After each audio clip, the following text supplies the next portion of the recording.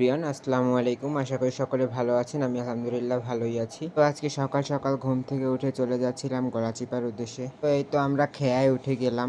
বুঝি না ভাই, আমি যেদিনই খেয়ায় উঠি না কেন সেদিনই আকাশে মেঘ করে, বৃষ্টি হয়, তুফান থাকে। যাই হোক, খারাপ না, ভালোই লাগে। আকাশ হালকা মেঘলা মেঘলা আর নদীর বুক চিরে যাচ্ছি সামনের দিকে এগিয়ে। যেহেতু নৌকা নদীর বিপরীত দিকে যাচ্ছিল, তো বাতাসের কোনো শেষ ছিল না। আমার কাছে এরকম ঠান্ডা ঠান্ডা বাতাস তো বেশ ভালোই লাগে। আপনাদের কার কেমন লাগে জানি না।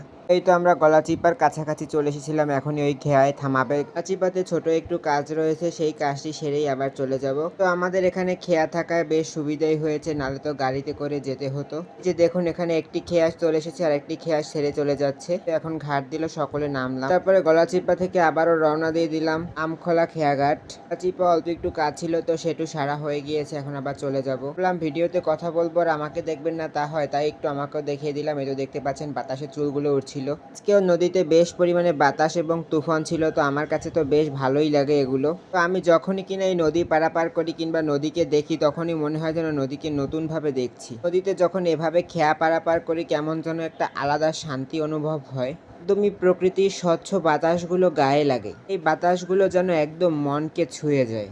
যাক গিয়ে আর কি, এই তো কথা বলতে বলতে চলে এলাম আমরা খেয়াঘাটে।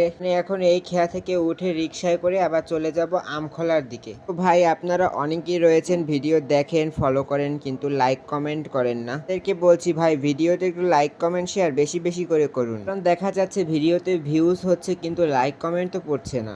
যে ততটা বেশি তাও কিন্তু নয়, কারণ আপনাদের অনেকের কাছে ভিডিও গেলে ভিডিওটি স্কিপ করে চলে যান। তাই বলছি ভিডিওটি স্কিপ না করে সম্পূর্ণ ভিডিওটি দেখবেন এবং একটি গঠনমূলক কমেন্ট করে যাবেন। তো এই তো আমরা কথা বলতে বলতে এপার চলে এলাম। আজকের মতো আমাদের ভিডিও এই পর্যন্তই। ভালো থাকবেন, সুস্থ থাকবেন, আল্লাহ হাফেজ।